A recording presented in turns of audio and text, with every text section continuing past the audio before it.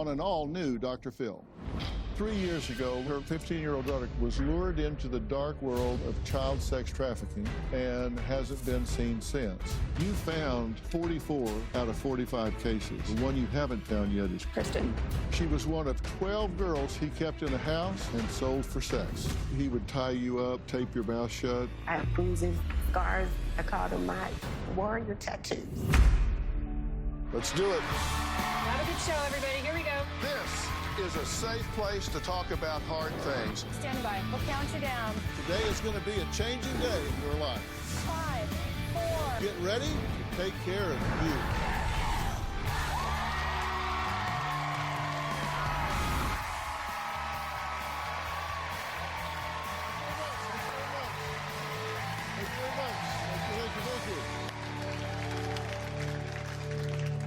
4 years ago, 15-year-old Kristen Galvin ran away from home with an adult she met online. Now, Kristen's mother, Robin, says he was an up-and-coming Houston rapper who lured her daughter with promises of nice things and pretty nails.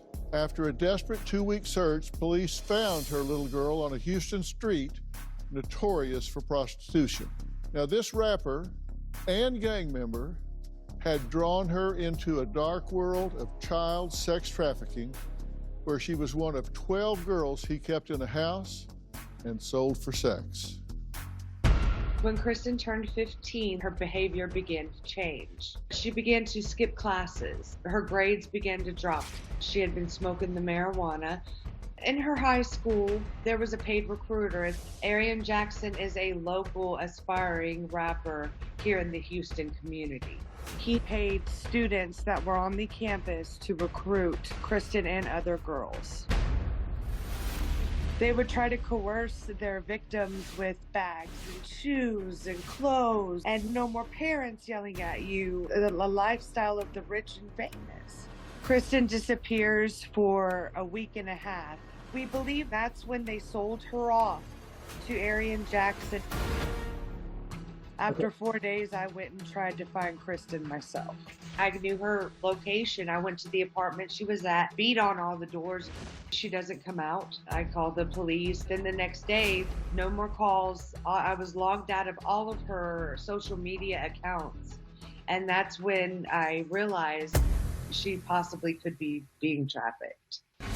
Kristen was gone for a full week. And then HPD picked her up off of Bissonnette Street.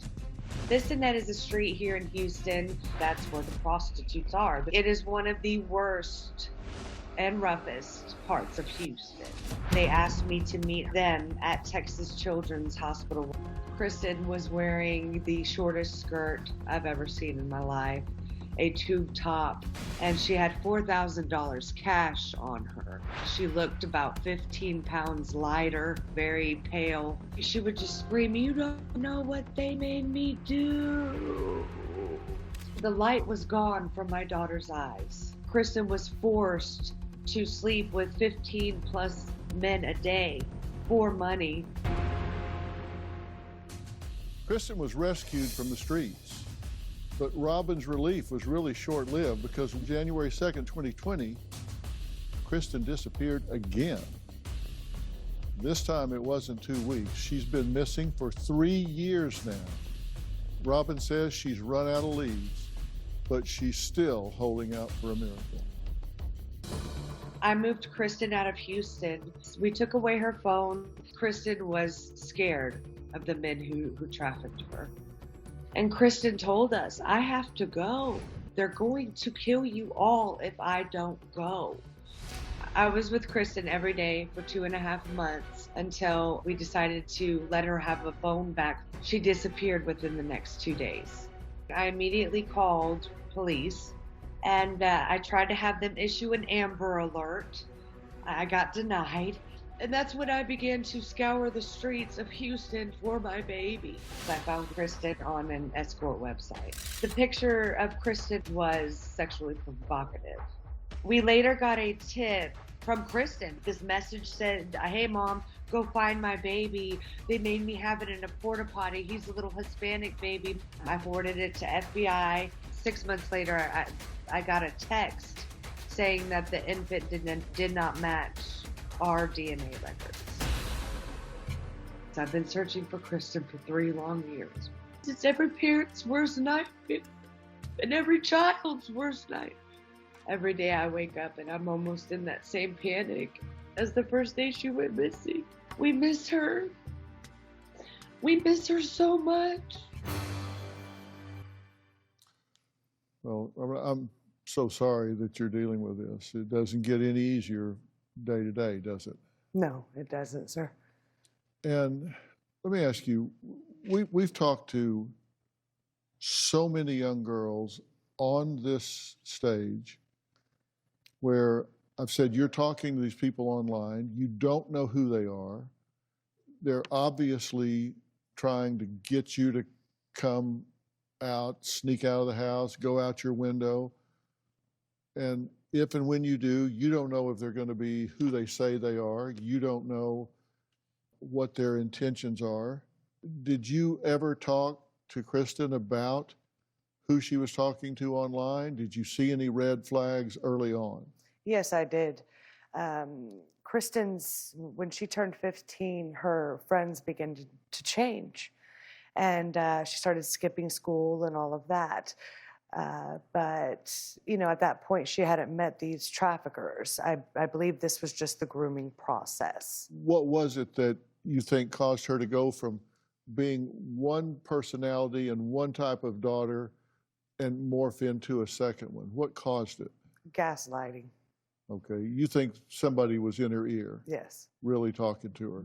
You can come, you don't have to be under your mother's thumb. You can do whatever you want to do, rich, famous, live a fast life, have a good time. Yes, sir. They were telling her all of this. Yes. All right.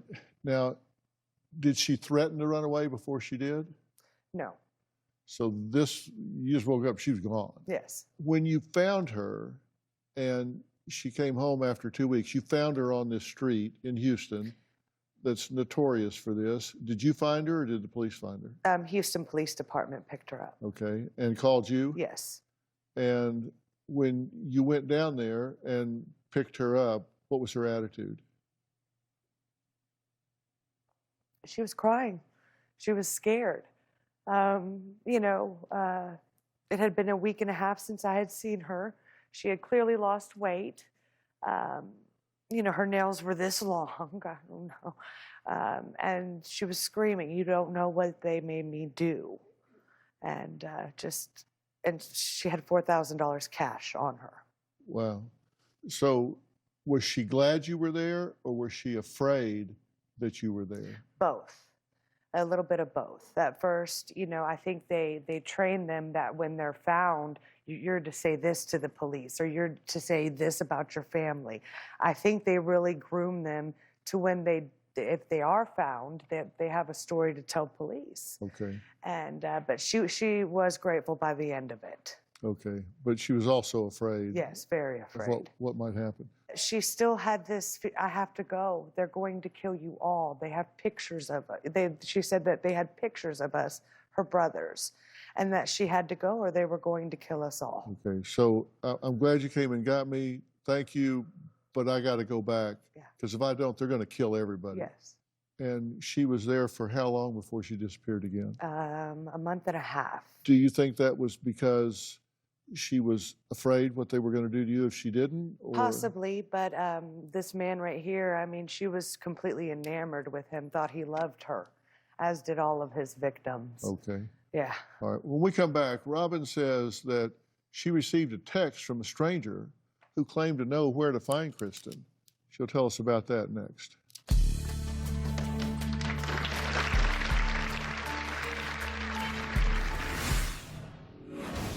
You had a text exchange with a stranger. The stranger said, "I have your daughter. Don't go to the police." Do you think this was some big traffickers that had your daughter? I've been searching for Kristen for 3 long years. I haven't even met the lead detective on Kristen's case. Law enforcement has not updated me on where she could be. Law enforcement has failed me and Kristen miserably. Well, 3 years ago, Robin says her 15-year-old daughter, Kristen, was lured into the dark world of child sex trafficking and hasn't been seen since. Robin says the police have not been helpful, so she enlisted private investigator Betty Simons to help find her daughter. Now, Betty, you found 44 out of 45 cases. Correct. That you've gone looking for. The one Correct. you haven't found yet is Kristen. It's Kristen. And you know, the possibility is that she's no longer alive. Yes, of course. And that's a possibility, right? It's a very real possibility, yes. Yeah.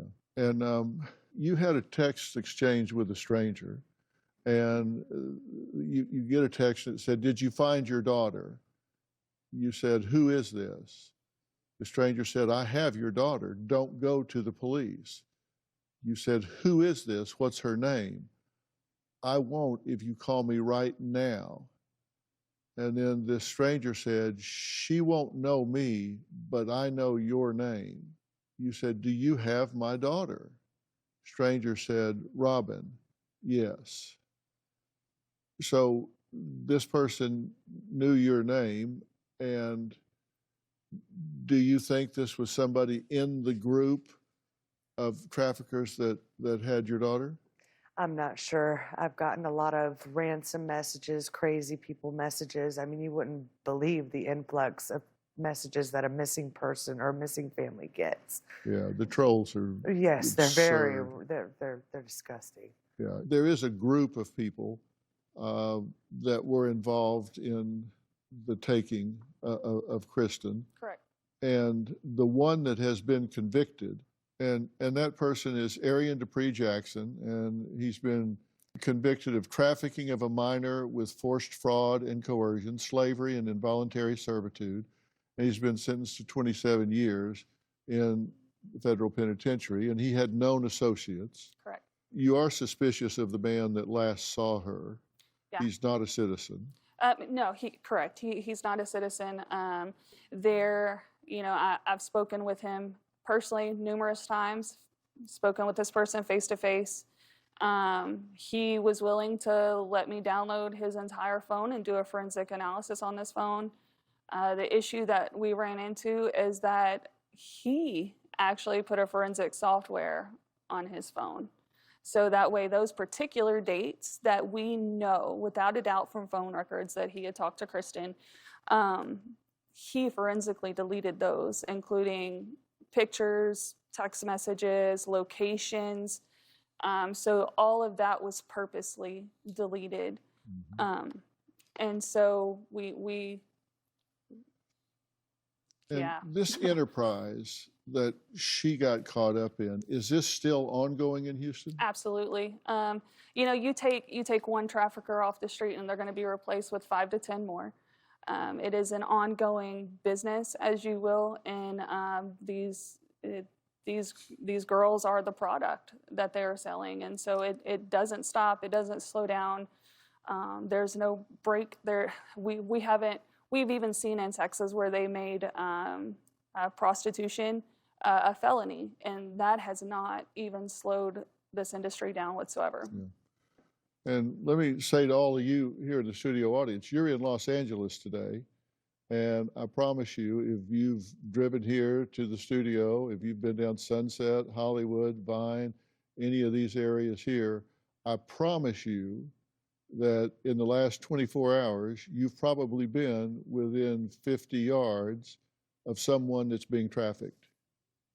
If you live in a city with any kind of population, you've been in close proximity to somebody that's being trafficked. Maybe they're being trafficked for sex, maybe they're being trafficked for slave labor in a hotel or domestically in a home or in a restaurant or whatever, but they're invisible to us, and they're afraid to say anything. They never know who's watching. They never know who's across the street, around the corner, who's paying attention. And so there's this code of silence, and it's really, really difficult, and it's difficult to help. And they're brainwashed, as you say. You get Kristen back; she feels like she needs to go back, Right. because she has been brainwashed and fear motivated as well. When we come back, Robin says there was a possible sighting of Kristen in Atlanta. She'll tell us about that next.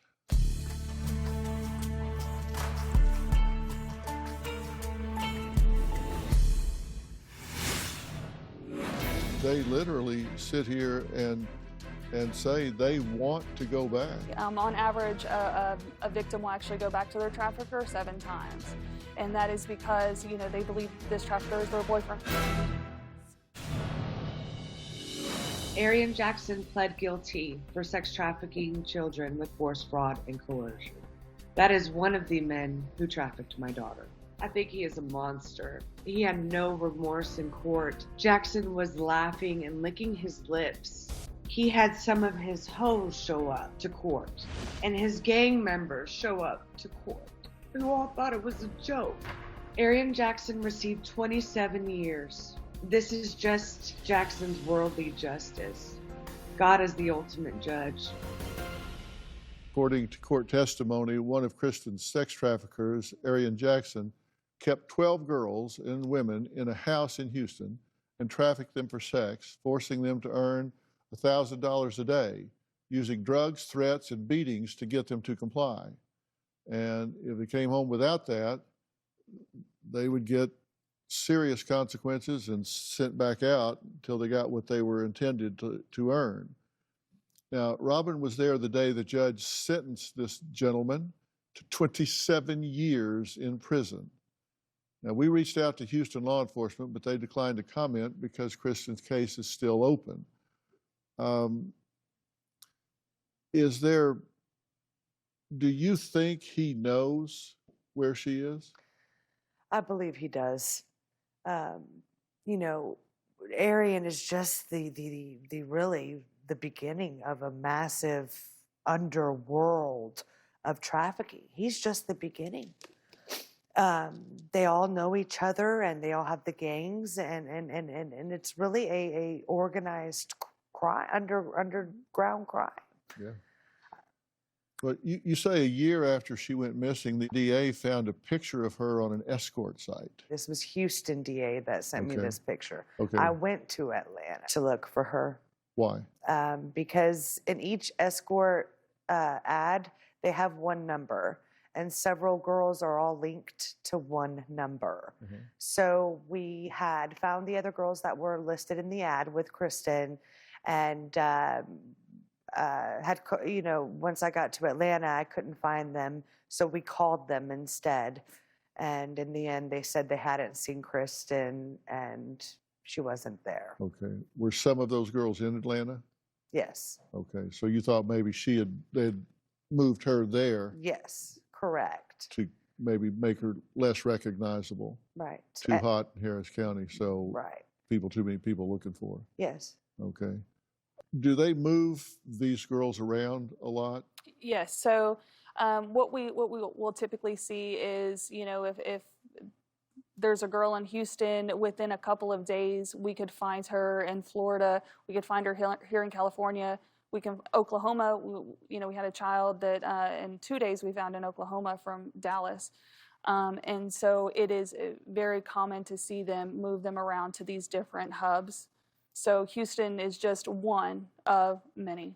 Now, you say you found 44 out of 45 of these girls. Of those that you find, how many are happy to be found, want to go back home, versus feel the pull and insert themselves back into this dark world?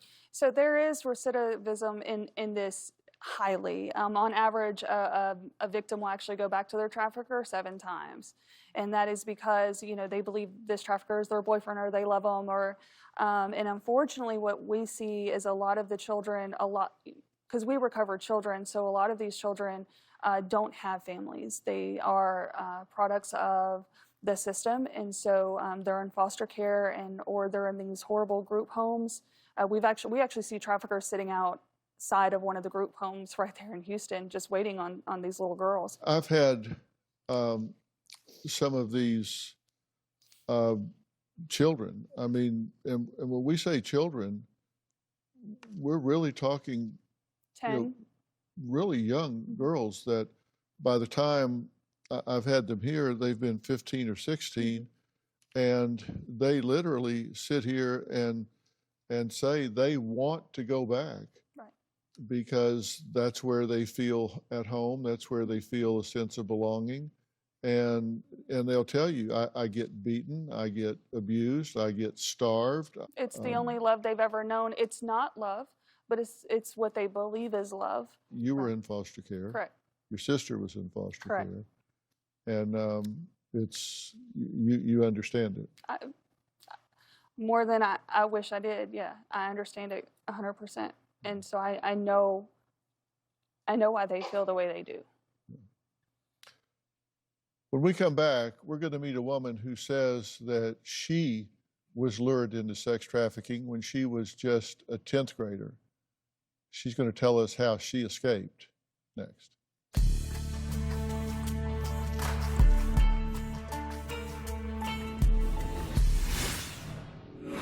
You were 10th grade. A grooming stage. It was a lot of romantic dates, taking me out to shop. I fell in love with my trafficker. How long was it before it got ugly? Closed captioning provided by... I speak at anti-trafficking summits now, so the next family can be aware of the signs. I believe God has made this my calling. Somebody's got to save the children, and why not Kristen? This is America's daughter. We can learn from her case so it doesn't happen again. Every day, thousands of teenagers from every walk of life are forced into the world of sex trafficking. When Daisha was a 10th grader, growing up in Houston, she went online looking for love. What happened to her could happen to any teenager, particularly those that are confused and vulnerable. I joined this social media app that was made for dating when I was 17. That's where my trafficker found me. It was more peer pressure and creating false dreams, being able to make so much money without having to stay at home with your mom. You can have your own place, you can travel. I met my trafficker at a hotel. He was like, okay, we need to start making money. He told me what all I had to do was tricks to make some money. We did field travel. Leaving is gonna always be a problem. It's always gonna be a fight, and that's what was happening for me. My mom reported me missing immediately. I was completely cut off. Someone can take complete advantage and beat you to break your spirit. I've had stitches in many places. I have one right here above my eye. I have stitches across my head. I have scars on my back. I found out I was pregnant. My trafficker is the father of my son. He smacked me a few times while I was pregnant with the baby. One day, my trafficker felt like he can trust me to go to the store because I would come back for my kid. I was walking. I realized this is finally it. This is your time to really get out. When I got to the grocery store, I talked to the manager. Hey, I need help. Someone's trying to hurt me, my kid. I finally got out. I escaped. Well, Daisha, I'm so glad you're here. Me too. Yeah. Now, how long were you in this horrific situation? I was in the trafficking industry for about 4 years. 4 years. Yes, sir. And you were 10th grade. What was the first thing that happened when you finally left, made contact with these people, and they took control of you? What was the first things that they did? My trafficker. Uh-huh. They pretty much took me through like a grooming stage. It was a lot of romantic dates, taking me out to shop, kind of like buying my love, bribing. It was like a bribing phase for me in the beginning. And then how did it turn when it turned where they said, okay, that was fun, but now how did that corner turn? I fell in love with my trafficker, and I believe they knew that I was kind of pretty much like in. They got me, so it made them comfortable enough to present it. And in the place that I was in, I loved them. It was easy for me to be like, okay, I'll do it, whatever. We'll do it. And how long was it before it got ugly? Oh, not too long. It was about a month. It was within a month. It got ugly. Those things happen like this. You said that there were times where you'd have to work up to 72 hours to make quotas or you'd be beaten. Yeah. And was there a point at that time where you were conflicted in saying, I convinced myself that I loved him, but I'm working 72 hours selling my body. That's not love? Yeah. Even at a young age, did that seem inconsistent to you? Yeah, I was kind of like the girlfriend that gets irritated with a boyfriend. Like, this is not okay. My feet was hurting. I was always hungry. And I didn't like the fact that the dates were buying me meals and my trafficker boyfriend man wasn't. Like, he wasn't doing what a man's supposed to do. Pretty much, I thought he was supposed to be that husband that I grew up and around. Like, you see your family and that's what it is. It just wasn't that. Yeah. What pushed you over the line where you took the chance of saying to someone at the grocery store, I'm captive here, I need help? I didn't want to raise my kid in the industry because my kid was around the other girls I was working with. He had them around other people. Just, I didn't want my kid in it. And I knew that was going to be like it. I knew it was it. I had been getting beat that whole week. I got rescued.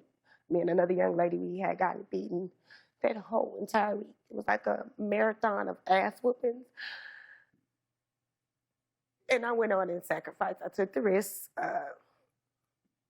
and I did what I had to do to get myself out.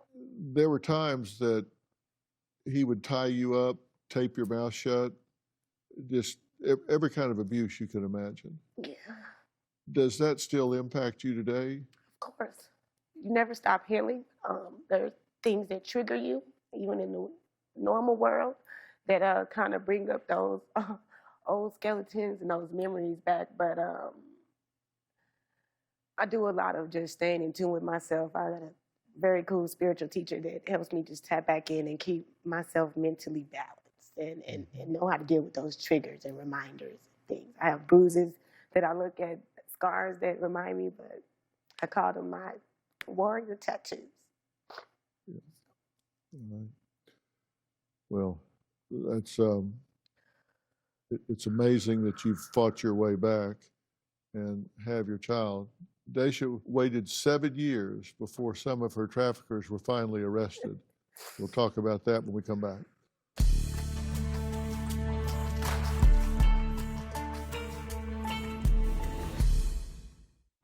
Closed captioning provided by...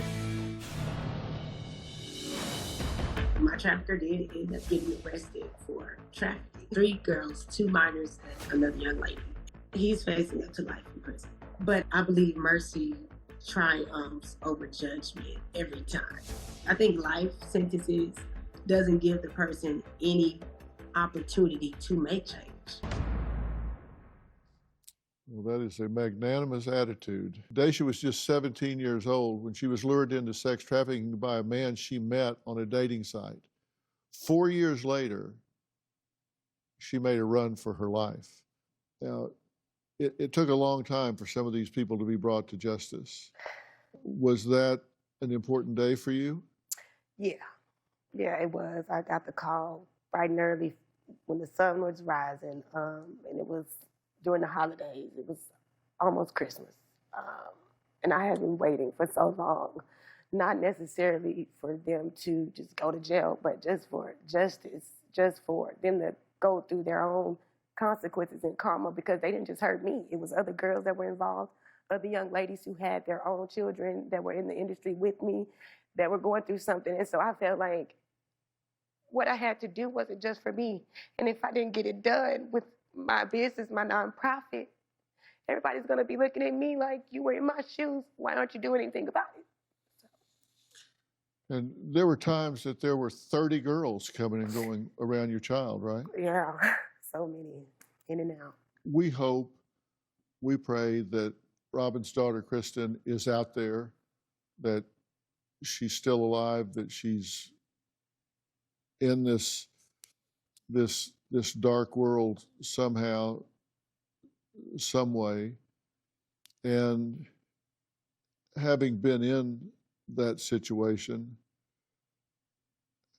how important would it be to you to know that there was somebody that had never given up, that was still looking for you, that would look until they found you or answers every day until they found you or at least answers, that there was somebody that cared, that was looking for you?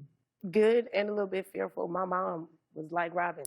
She was out there looking for me every day. My mom was finding my back page ads, the online escort sites, different things like that. And she kept record of all of that. And I didn't know a lot of that stuff was going on. My mom popped up one day at the door banging.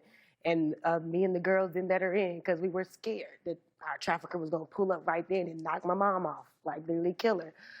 And it feels good to know that somebody never gives up because, like Betty said, we won't leave home because we don't feel a lot of that love. So we go to these traffickers thinking they're going to love us, and knowing that you have somebody out there that is still looking for you other than your trafficker on some creepy stuff, it feels good.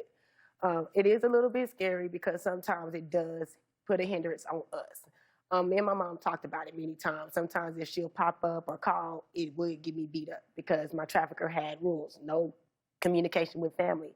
The family doesn't need to know what you're doing. And it would cause me to get more beatings.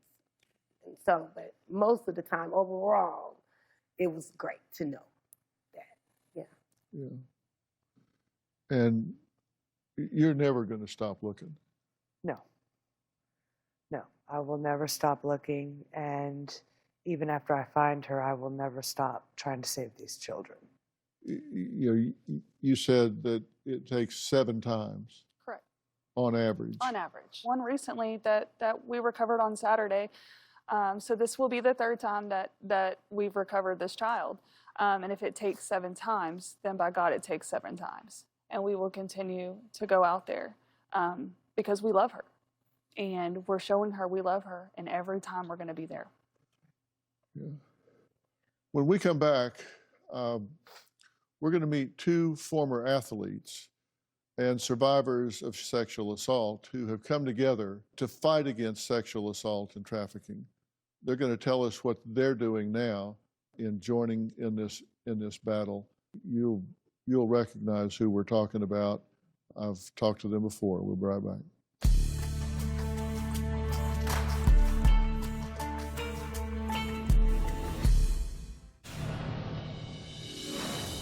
The first time Dr. Anderson sexually abused me was when I was 18 years old. I played at the University of Michigan from 1988 to 1990.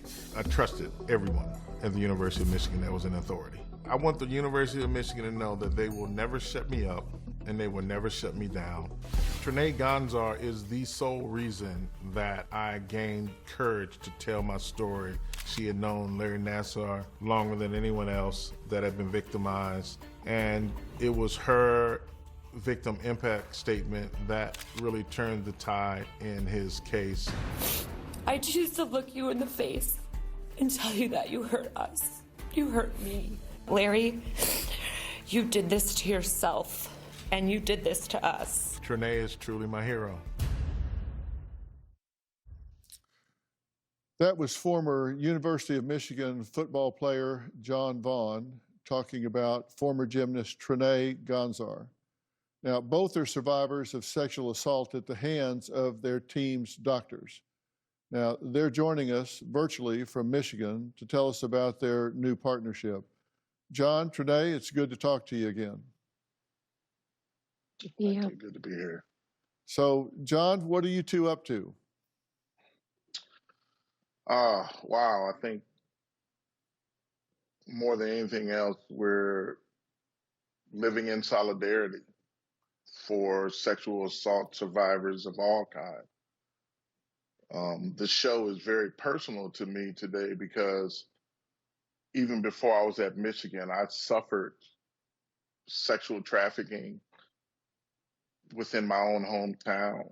And so I just have this unique perspective that no survivor needs to suffer in silence, and partnering with Trinae and what we're doing today helps helps us just further the cause. Yeah, and Trinae, you two are a pretty unlikely duo fighting for sexual assault survivors. I mean, you're both athletes and all, but I think it's absolutely wonderful and inspirational what you're doing.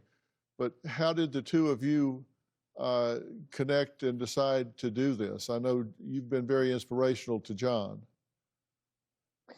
Yeah, so as a survivor of sexual assault, I had no idea what I didn't know until I started working in sexual violence, and really understanding that most survivors suffer in silence and suffer alone, and they don't understand that there are others out there because it is in a silent space. It is in a terrified space. And I just want to say to those survivors there and to the parents, we stand with you. Because this is, you don't have to be in this alone. We are here for you, to stand with you. April is Sexual Assault Awareness Month. Why is that so important to you? I think more than anything else, there's so many survivors that suffer in silence, and we, Trinae and I, Avalon, and really all of our partners, you including, really want to speak up, speak out in not only solidarity, but just have our voices be heard. Because you never know when that voice is going to help or save a life. You know, my platform is dedicated to this cause and to you and Trinae both. Anytime we can spread this word and lift this awareness, we want to do that. So it's important for you guys to be here and be part of this today. We're going to take a quick break and come back and talk about this some more. Robin is still searching for her daughter. She'll tell us where you can call if anyone has information about Kristen's whereabouts. We'll be right back.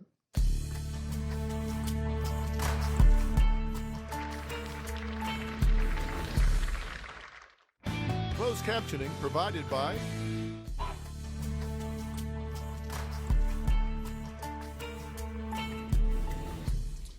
Well, we're back, and we're talking about the dark world of human trafficking, specifically today, sex trafficking. It can happen in every socioeconomic strata.